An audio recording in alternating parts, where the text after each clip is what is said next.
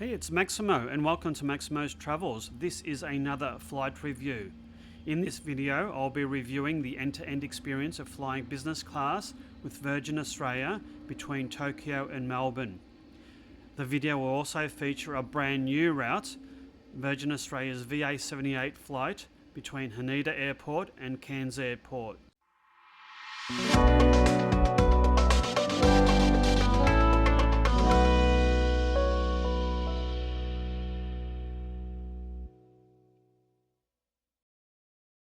We had a marvellous time in Japan, and unfortunately it was time to head to the airport and catch our flight back home. We were staying in the Akihabara part of Tokyo, so it made it quite easy to catch the monorail, which is just one train line away. Cost about 490 yen to ride the monorail, or around about $5 Australian. This is a Haneda Express train bound for Haneda Airport Terminal 2. It stops at Haneda Airport Terminal 3, Haneda Airport Terminal 1, and Haneda Airport Terminal 2. The monorail trip took around about 15 to 20 minutes, and it was actually really good. We've got fantastic vantage points of parts of Tokyo and Tokyo Bay that I've never seen before. So I would well consider and recommend taking the monorail from the airport to Tokyo.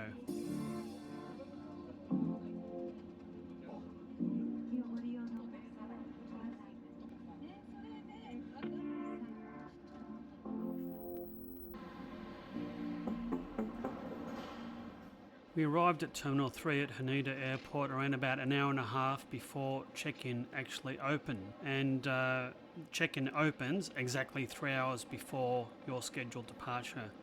We had a 9:45 departure, which meant that we had a little bit of time to have a look at the terminal. We'd never been there before, and it was fortunate that we had a bit of time because it was a very, very nice airport. And I was actually struck by the general quietness of the terminal.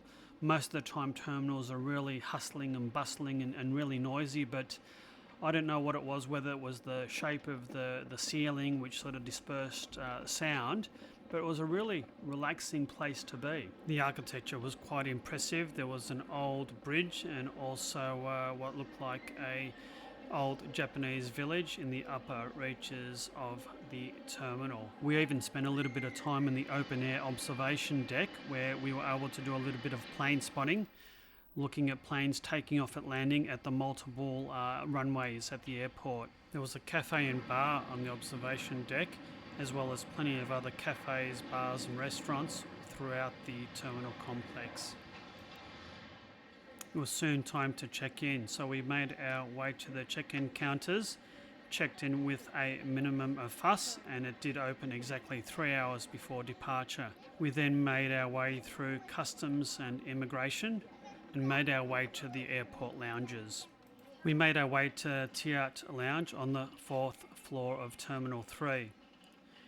Courtesy of my American Express card and membership of the Priority Pass organisation, I was able to gain entry to this lounge. Virgin Australia, including business class travellers, don't have access to any lounge at Haneda Airport at all. This is especially important because we were successful in bidding for an upgrade from Economy X to business class, which I'll cover a little bit later on in this video. Had a good look around the Tiat Terminal Lounge, and it wasn't too bad. It had a number of different options, a couple of gluten-free options, and a pretty good sort of drinks bar where you could help yourself to tea, coffee, soft drinks, and alcoholic beverages, including a beer on the tap. The food at the lounge was quite nice, and I did help myself to a couple of servings, which was quite fortunate because of the limited food options in the Virgin Australia trip that was to follow.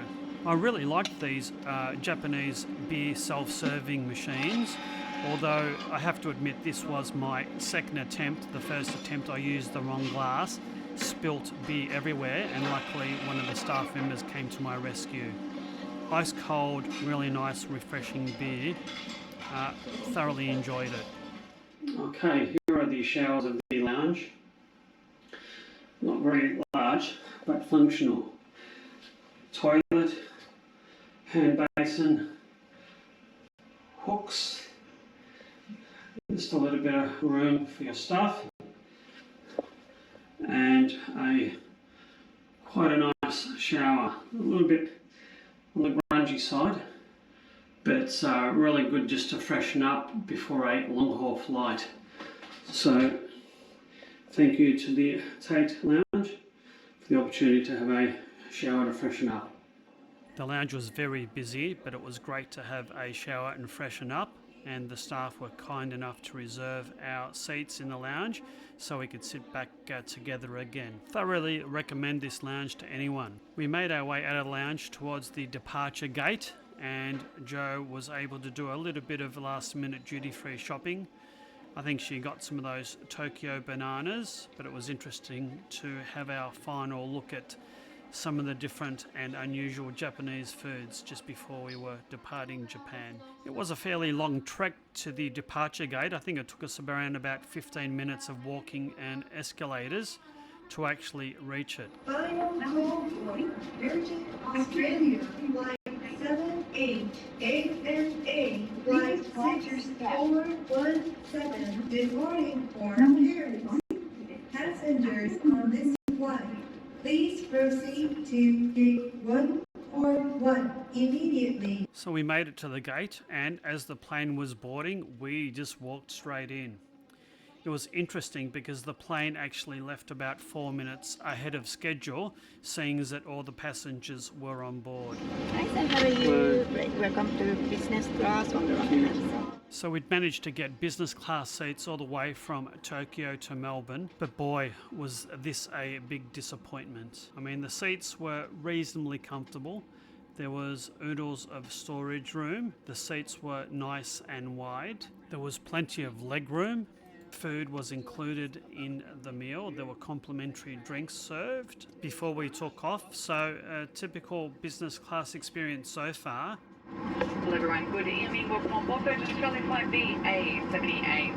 Your 7 hour and 15 minute service through. This is all guests on board, and for those guests that are seated in the main cabin today, you will notice there's quite a few spare seats just around you. It is imperative for the weight and balance of our aircraft that you do remain in your assigned seat for takeoff. After that, you're able to move throughout the cabin. Things were certainly about to change in a big way. So the first thing to note on this leg was that Jo and I were sitting apart. There she is there. Jo was in seat 1C and I was in seat 2A. It was a little bit annoying. Absence makes the heart grow fonder, I guess. It was a brand new 737 MAX. Pretty good ergonomics, pretty good storage, oodles of space to keep all your nicks and knacks in. The toilet was used only by the cabin crew as well as the 8 business class passengers. It's just the one toilet, and as you can see, it was very, very small. It was an overnight flight. The cabin temperature was kept quite warm, so I didn't really use the blanket, and a pillow was provided. We were given a business menu, and this is when the first of the real issues started emerging for me. Currently, you're not able to order special meals with Virgin Australia, both domestically and internationally. Jo was able to order some vegetarian dishes, and I worked with the cabin crew to work out what I could and couldn't eat. You'll see what was provided to me a little bit later on. We were provided an amenity kit which comprised some cosmetics and lip balms and whatnot, a small packet of tissues, and the only thing that I actually used, which was an eye mask in Virgin's purple corporate colours, and also a pair of socks. Flight socks? No, but Virgin branded socks. Yes, I didn't use those either. We also received a Virgin branded pen. One of the things I noticed was there wasn't a physical separation between business class and the rest of the economy cabin. That meant that some of the passengers would wander up and actually use the business class toilets. Not a big deal, but sort of detracts from the business class experience somewhat. The seats were reasonably comfortable. Plenty of leg room, and you can see there, but the seats didn't really live up to my expectation. It was more a business class domestic experience than a business class international experience. The seats were leather. They were reasonably comfortable, but I just didn't feel 100% comfortable in them. The recline of Economy X is the same recline as business class, and while there were plenty of charging stations and a footrest, I could really never get comfortable, and as a consequence, I didn't really sleep much on that flight. I'd even go so far as to say if you want to fly business class from Melbourne to Tokyo, fly with someone else, Qantas for instance. And if you wanted to save some money, stick with an Economy X seat. It's probably almost as good as the business class seat, with the main real advantage of the business class seat being a fair bit wider than Economy X, and getting complimentary food if you have no allergies or other food issues. We took off a couple of minutes early, and as soon as the fasten seatbelt sign was switched off, the stewardesses came and provided us with some nuts and our choice of drinks. The nuts were okay, and I had quite a nice Shiraz from the wine list. Now I've got to say, this cabin had the weirdest purple lighting as the main cabin light for the first part of the flight. It didn't really make for conducive videoing, but it sort of made all the food look quite weird colours. Now I had the bento box minus the chicken, which wasn't gluten-free, and my meal was quite nice. The miso soup was particularly nice. Joe had the vegetable lasagna with Japanese pickles on the side, and she said that was very, very nice. I missed out on dessert because both options had gluten in them, whilst Joe had the cheesecake, and she said it was very nice. So in terms of the food, so long as you don't have food allergies, the food is quite good. It's particularly disappointing that you can't pre-order special meals for people with food intolerances or food allergies. I think that's a pretty big no-no in my book. And again, if I wanted to fly business class, I certainly wouldn't be flying this route with Virgin Australia again. And some of the food temperature was excruciatingly hot, as you can see on the video right now. I burnt my mouth on the pumpkin. This shows the level of recline of the seat, which wasn't really that much. As I said, I didn't really get an opportunity to sleep much because the seating position just wasn't comfortable, especially in the back. I needed a pillow to be able to provide adequate back support, and I think the seats just weren't long enough. It wasn't properly supporting the leg very adequately. Around about 6 hours into the flight, with about 4 hours available to sleep if one could, we were offered breakfast. There was nothing gluten-free that I could eat, and the cabin crew offered me a couple of packets of gluten-free macadamia biscuits. Hardly a business class breakfast, wouldn't you say? Which was just as well, because it was the middle of the night and I wasn't really all that hungry. And if you're asking, well, Maximo, where's a review of the entertainment system? Well, it's because I didn't do one. This flight left at after 10 p.m. and wasn't scheduled to arrive until 6 a.m. and it's basically sleeping time, so I didn't actually get my tablet out. I did watch a couple of things on my phone that I'd downloaded, a couple of YouTube videos, and just didn't see a need to fire up the entertainment system. And the irony is that the first flight, the flight to Tokyo, the Wi-Fi and the entertainment system wasn't working at all. So when you want it, you can't have it, and when you do want it, you don't use it. The tray table did have a very nice position to set up your tablet because there wasn't anything available on the back of the seat. We were rescued from the horrid purple light by spectacular early morning dawn light. Cabin crew being seated for landing. This business class trip, well, it really fell way short of my expectations.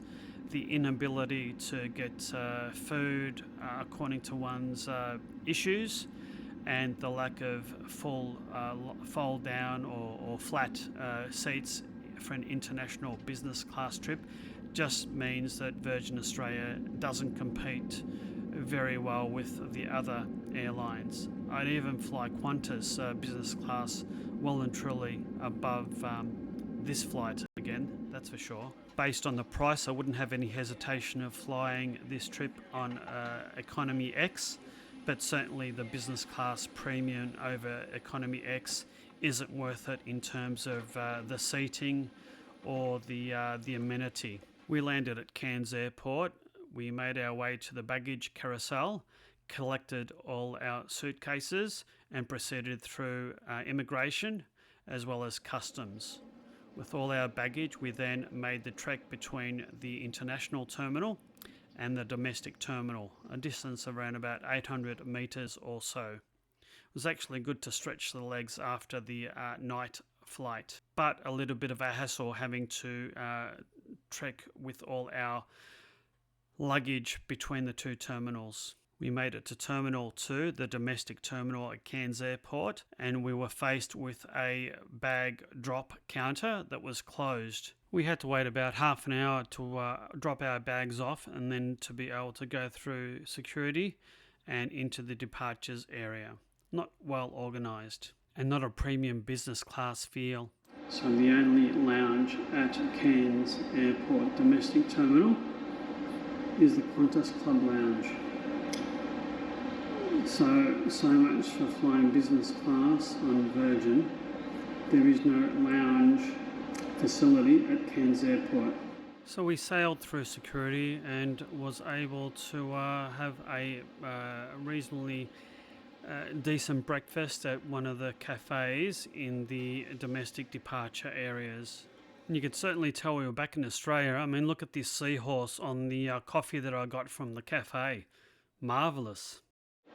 So we made our way to the departure gate and we were standing around, and departure time came and went, and it wasn't until about half an hour after our scheduled departure that they announced that the plane that was coming to Cairns was delayed because of very strong headwinds. Pretty poor customer service, I think. Hello, welcome to business, thank you. In the end, we boarded about 45 minutes after our scheduled departure time, and we made our way to seats 2A and 2C. Now, in terms of these seats, I think there was just as much width and just as much leg room as the previous flight. I'd have to say, I don't know whether the seats were a lot older, but they seemed to be a lot more comfortable, and I seem to have a lot less issues with my back. I think the seats were more supportive and more of a, I guess, an S shape that was able to support my back, and it'd probably be better for people with bad backs. The plane was reasonably old, but everything was nice and clean and quite functional. The seats seemed to have about the same amount of recline action, and unlike the previous flight, we actually got to sit next to each other. We were offered the usual pre-flight welcome drinks and settled down to take off for our final leg to Melbourne. This flight was noticeably cooler than the previous flight, and I had to put a jacket on. And I guess having that blanket would have come in handy. Maybe it was because I was a little bit tired, but certainly a lot cooler. We were soon offered drinks. Joe had a white tea and I had a coffee, which was a very nice filtered coffee, and also had a great glass of Shiraz. Joe had a vegetarian pasta dish and some dessert and some cheese and crackers. She said that was very, very nice. Now, unfortunately for me, there was no main meal that was gluten-free. The cabin staff were very, very kind, and we worked through the options, and in the end I had some nuts, some more of those macadamia gluten-free biscuits, and a fruit and yogurt, some sort of dessert. I mean, the cabin crew even went as far as offering me one of their own meals, but their own meals were basically salad, and I didn't really fancy a salad at 10 a.m.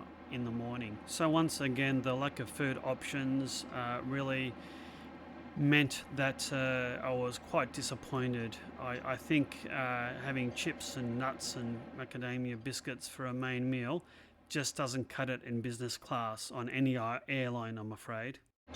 Well, that's quite a large selection of food you've got there. Maximo? Not that hard done by at all, are you? No.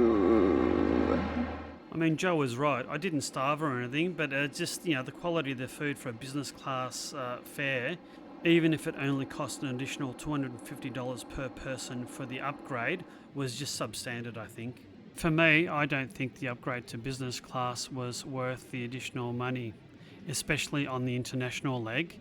Lack of lounge access, lack of a premium feel, lack of lie flat seats, especially on the international leg, made it a domestic business class experience, not an international one. Please consider hitting the like and subscribe buttons, and until next time, bye.